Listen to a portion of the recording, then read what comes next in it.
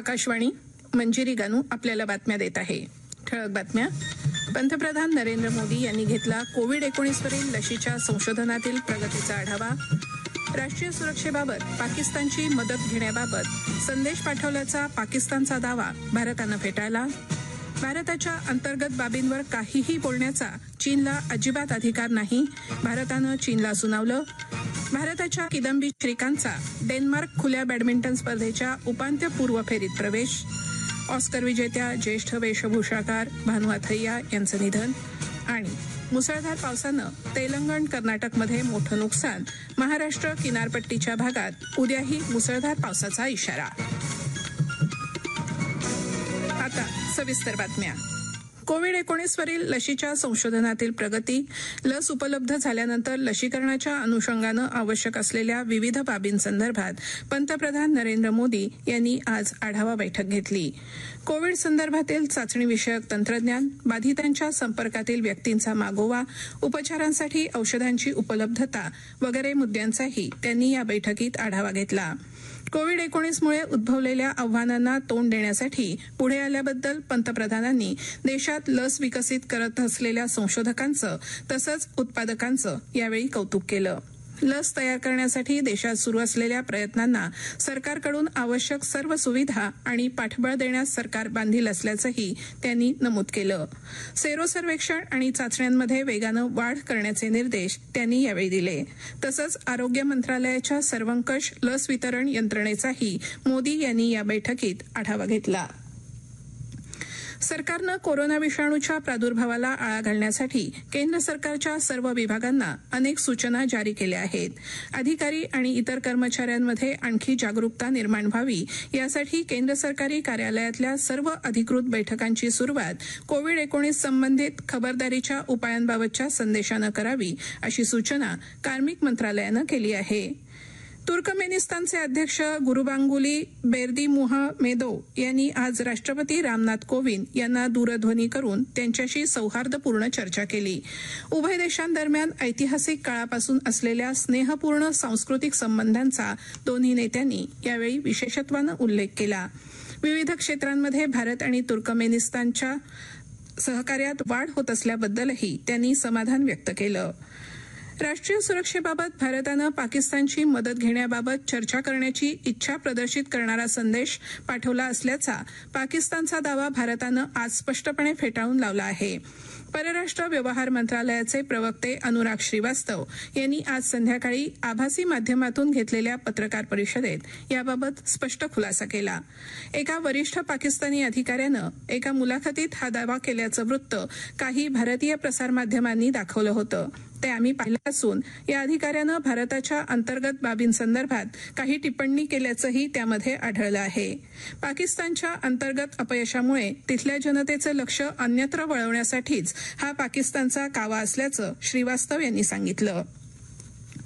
भारताच्या अंतर्गत बाबींवर काहीही बोलण्याचा चीनला अजिबात अधिकार नाही, असं भारतानं म्हटलं आहे. चीनच्या प्रतिक्रियेबाबत माध्यमांच्या प्रतिनिधींनी विचारलेल्या प्रश्नाला उत्तर देताना परराष्ट्र व्यवहार मंत्रालयाचे प्रवक्ते अनुराग श्रीवास्तव म्हणाले की जम्मू आणि काश्मीर तसंच लडाख हे भारताचे अविभाज्य भाग होते, आहेत आणि राहतील. त्याचबरोबर अरुणाचल प्रदेशही भारताचा अविभाज्य भाग आहे आणि ही बाब चीनला अनेक वरिष्ठ स्तरांवरील बैठकीत अत्यंत स्पष्ट शब्दात ठामपणे सांगण्यात आली आहे. सीमा भागात राहणाऱ्या लोकांचं जीवनमान सुधारण्यासाठी भारतानं सीमेलगतच्या भागात पायाभूत विकास केला आहे. या भागाचा आर्थिक विकास करण्यावर सरकारचा भर असून देशाच्या सुरक्षिततेसाठीही या पायाभूत सोयीसुविधा महत्त्वपूर्ण असल्याचं अनुराग श्रीवास्तव म्हणाले. सीमा भागातल्या पायाभूत विकासाबाबत चीननं दिलेल्या प्रतिक्रियेनंतर ते बोलत होते. हे राष्ट्रीय बातमीपत्र आपण आकाशवाणीच्या पुणे केंद्रावरून ऐकत आहात. या बातम्या आपण न्यूज ऑन AIR ॲपवर देखील ऐकू शकता. ताज्या अपडेट्ससाठी आपण आम्हाला फॉलो करू शकता. आमचं Twitter handle @AIR news Pune, Facebook page all India radio news Pune आणि Marathi news Pune all India radio या आमच्या युट्यूब चॅनलवर. आज जागतिक हात धुणे दिवस आहे. विविध आजारांपासून बचावासाठी हात धुण्याचं महत्त्व अधोरेखित करणं आणि त्याबाबत जनजागृती करणं हा या दिवसाचा उद्देश आहे.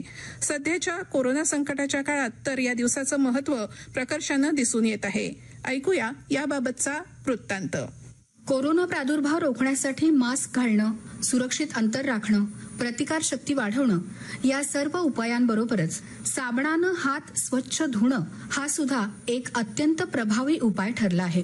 आणि आता जेव्हा हळूहळू टाळेबंदी शिथिल होऊन आपण पुन्हा सगळे व्यवहार सुरू करण्याच्या टप्प्यावर आहोत, तेव्हा तर हातांची वारंवार स्वच्छता ही आपल्या दिनचर्येचा भागच व्हायला हवी. कोरोनाला रोखायचं असेल तर इतर सर्व उपायांबरोबरच हात धुण्यालाही खूप महत्त्व आहे, असं जागतिक आरोग्य संघटनेच्या नैऋत्य आशिया विभागाच्या प्रादेशिक संचालक डॉक्टर पूनम खेत्रपाल सिंग यांनी म्हटलं आहे. शिंकल्यावर किंवा खोकल्यावर, आजारी माणसांची काळजी घेतल्यानंतर, शौचालयाचा वापर केल्यानंतर, स्वयंपाक बनवण्यापूर्वी, जेवणापूर्वी, प्राण्यांना हाताळल्यानंतर, कुठल्याही पृष्ठभागाला स्पर्श केल्यानंतर, बाहेरून घरी आल्यानंतर हात साबणानं स्वच्छ धुवायलाच हवेत. ही अगदी छोटी, किफायतशीर आणि अत्यंत उपयुक्त सवय आपल्याला कोविड-19 सह इतरही अनेक आजारांपासून दूर ठेवू शकते, असंही डॉक्टर पूनम खेत्रपाल सिंग यांनी आज जागतिक हात धुणे दिवसानिमित्त बोलताना सांगितलं आहे. आपणही आता इथून पुढे वारंवार हात धुण्याची ही छोटी सवय अंगवळणी लावून घेऊयात. आकाशवाणी बातम्यांसाठी माधवी कुलकर्णी, पुणे. वंदे भारत अभियानांतर्गत परदेशात अडकलेले 18 लाखांहून अधिक भारतीय आतापर्यंत देशात परतले आहेत. परराष्ट्र व्यवहार मंत्रालयाचे प्रवक्ते अनुराग श्रीवास्तव यांनी आज नवी दिल्ली इथं ही माहिती दिली. 1 ऑक्टोबरपासून या अभियानाचा 7वा टप्पा राबवण्यात येत असून यामध्ये आतापर्यंत 444 आंतरराष्ट्रीय विमान उड्डाणं करण्यात आली आहेत. यामध्ये भारतानं ज्या देशांशी एअर बबल व्यवस्थेसंदर्भात द्विपक्षीय करार केला आहे अशा 14 देशातील विमान उड्डाणांचाही त्यामध्ये समावेश आहे. वंदे भारतच्या 7व्या टप्प्यात देशभरातील विविध ठिकाणच्या 21 विमानतळांवर सुमारे 80,000 व्यक्ती माघारी आल्या आहेत, असंही श्रीवास्तव यांनी यावेळी सांगितलं. सर्वसाधारण कार्यप्रणाली अर्थात एसओपी निश्चित झाल्यानंतरच महाराष्ट्रातील चित्रपटगृह पुन्हा सुरू करण्याबाबत निर्णय घेण्यात येईल, असं मुख्यमंत्री उद्धव ठाकरे यांनी आज सांगितलं.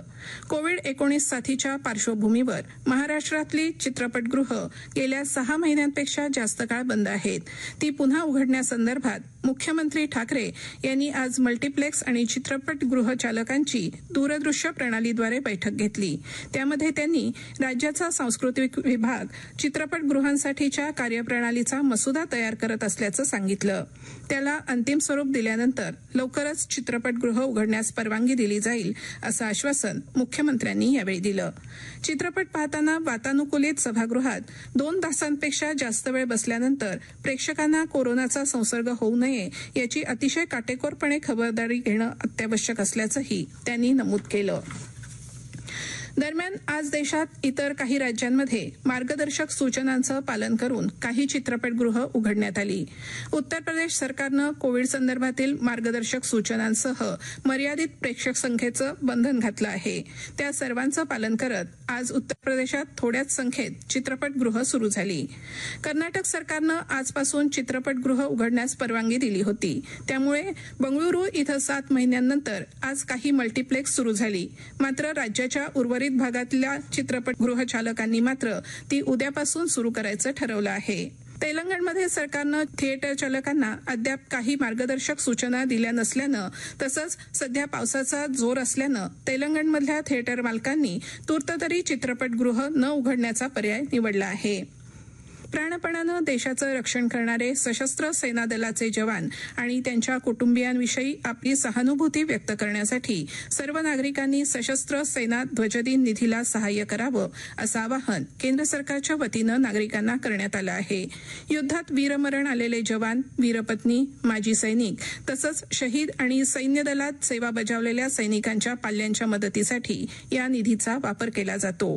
ध्वजदिन निधीला देणगी देण्यासाठी प्राप्तिकर कायद्याच्या एटीजी तरतुदी अंतर्गत प्राप्तिकरात सवलतही मिळू शकते. जेनेरिक औषधांची निर्मिती आणि निर्यातीत भारत हा जगातील सर्वात मोठा देश असल्याचं केंद्रीय रसायनं आणि खत मंत्री सदानंद गौडा यांनी म्हटलं आहे. लॅटिन अमेरिका आणि कॅरेबियन देशांच्या परिषदेत ते बोलत होते. दूरदृश्य प्रणालीच्या माध्यमातून ते या परिषदेत सहभागी झाले होते. कोविड-19च्या उपचारांसाठी 120 पेक्षा अधिक देशांना HCQ आणि अझिथरोमायसिन ही औषधं भारतानं पाठवल्याचा संदर्भ देत वर्ष 2024 पर्यंत भारतातील औषध क्षेत्रातील निर्यात $65 बिलियन पर्यंत वाढेल असा विश्वास त्यांनी यावेळी व्यक्त केला. जगभरात एक विश्वासार्ह औषध पुरवठादार देश म्हणून भारतानं ओळख मिळवली आहे असंही ते म्हणाले. देशात 7 औषध निर्मिती केंद्र विकसित करण्यात येत असून जगभरातील उत्पादकांनी इथं गुंतवणूक करावी असं आवाहन गौडा यांनी यावेळी केलं. भारतात रसायनं आणि पेट्रोकेमिकल्सची बाजारपेठ $165 बिलियन असून 2025 पर्यंत ती $300 बिलियन पर्यंत वाढेल असंही गौडा यांनी नमूद केलं. भारताचा अव्वल बॅडमिंटनपटू किदंबी श्रीकांत यानं डेन्मार्क खुल्या स्पर्धेच्या उपांत्यपूर्व फेरीत प्रवेश केला आहे. ओडेन्स इथं झालेल्या सामन्यात श्रीकांतनं त्याच्या कॅनेडियन प्रतिस्पर्ध्याला सहजगत्या पराभूत करून पुरुष एकेरीच्या उपांत्यपूर्व फेरीत प्रवेश केला. भारतातल्या पहिल्या ऑस्कर पारितोषिक विजेत्या प्रसिद्ध वेशभूषाकार अनु अथय्या यांचं आज मुंबईतल्या त्यांच्या निवासस्थानी प्रदीर्घ आजारानं निधन झालं. त्या 91 वर्षांच्या होत्या. 1983 मध्ये त्यांनी गांधी या प्रसिद्ध चित्रपटासाठी वेशभूषा संकल्पन केलं होतं. त्यासाठी त्यांना उत्कृष्ट वेशभूषेकरता प्रतिष्ठेचा ऑस्कर पुरस्कार मिळाला होता.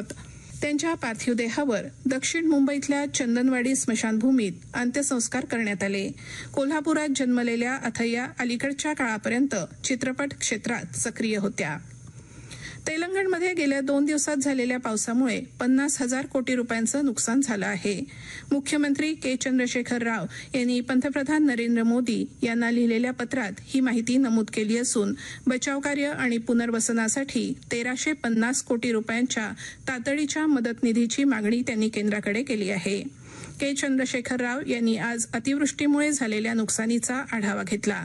हैदराबादसह अन्य ठिकाणी मदत आणि बचाव कार्य अजूनही वेगानं सुरू आहे. कर्नाटकमध्ये झालेल्या मुसळधार पावसाच्या पार्श्वभूमीवर आज मुख्यमंत्री BS येडियुरप्पा यांनी सर्व संबंधित जिल्हाधिकाऱ्यांची दूरदृश्य प्रणालीच्या माध्यमातून बैठक घेतली. या पावसामुळे एकाचा मृत्यू झाला असून 517 जनावरं दगावली आहेत. राज्यातल्या 2,712 घरांचं अंशतः तर 318 घरांचं पूर्णपणे नुकसान झालं आहे. कर्नाटकमधल्या 7 जिल्ह्यात 54 मदत छावण्या उभारण्यात आल्या असून त्यात 7,776 लोकांना आसरा देण्यात आला आहे. या पावसामुळे जवळजवळ 1 लाख हेक्टर क्षेत्रावरच्या पिकांचं नुकसान झालं आहे अशी माहिती विविध जिल्हा प्रशासन अधिकाऱ्यांनी मुख्यमंत्री BS येडियुरप्पा यांना यावेळी दिली. महाराष्ट्रात आजही सातारा, सांगली, कोल्हापूर, रत्नागिरी आणि सिंधुदुर्ग जिल्ह्यात जोरदार पाऊस झाला. काल राज्यात झालेल्या पावसाच्या पार्श्वभूमीवर मुख्यमंत्री उद्धव ठाकरे यांनी विविध यंत्रणांकडून परिस्थितीचा आढावा घेतला. शेती, घर आणि मालमत्ता नुकसानीबाबत माहिती घेऊन त्यांनी सर्व यंत्रणांना यापुढच्या काळात मनुष्यहानी होऊ नये यासाठी सतर्क राहण्याचे निर्देशही दिले आहेत. राज्यात उस्मानाबाद, सोलापूर, पंढरपूर आणि बारामती या 4 ठिकाणी राष्ट्रीय आपत्ती प्रतिसाद दलाच्या तुकड्या तैनात केल्या आहेत. तसंच 3ही संरक्षण दलांना तातडीच्या मदतीसाठी सज्ज राहण्याच्या सूचना देण्यात आल्या आहेत अशी माहिती ठाकरे यांनी दिली. पंढरपूरमध्ये भिंत कोसळून झालेल्या 6 जणांच्या मृत्यूची चौकशी करून दुर्घटनेतील दोषींवर मनुष्यवधाचा गुन्हा दाखल करावा असे आदेश उपमुख्यमंत्री अजित पवार यांनी आज दिले. उद्याही महाराष्ट्राच्या किनारपट्टीच्या भागात मेघगर्जनेसह मुसळधार पावसाची शक्यता असून काही ठिकाणी अतिवृष्टी देखील होऊ शकते. तसंच समुद्रही खवळलेला राहील असा हवामान विभागाचा अंदाज आहे. कर्नाटक सीमेलगतच्या भागातून महाराष्ट्रात आलेल्या कमी दाबाचा पट्टा उद्या किनारपट्टीवरून प्रवास करून गुजरातकडे सरकेल. त्यामुळे 17 तारखेनंतर महाराष्ट्रातला पावसाचा जोर कमी होईल असा अंदाज आहे. शेवटी पुन्हा ठळक बातम्या. पंतप्रधान नरेंद्र मोदी यांनी घेतला कोविड-19वरील लशीच्या संशोधनातील प्रगतीचा आढावा. राष्ट्रीय सुरक्षेबाबत पाकिस्तानची मदत घेण्याबाबत संदेश पाठवल्याचा पाकिस्तानचा दावा भारतानं फेटाळला. भारताच्या अंतर्गत बाबींवर काहीही बोलण्याचा चीनला अजिबात अधिकार नाही, भारतानं चीनला सुनावलं. भारताचा किदंबी श्रीकांत डेन्मार्क खुल्या बॅडमिंटन स्पर्धेच्या उपांत्यपूर्व फेरीत. ऑस्कर विजेत्या ज्येष्ठ वेशभूषाकार भानू अथय्या यांचं निधन. आणि मुसळधार पावसानं तेलंगण कर्नाटकमध्ये मोठं नुकसान, महाराष्ट्र किनारपट्टीच्या भागात उद्याही मुसळधार पावसाचा इशारा. याबरोबरच हे राष्ट्रीय बातमीपत्र संपलं. पण कोरोना विरुद्धचा लढा अजून संपलेला नाही.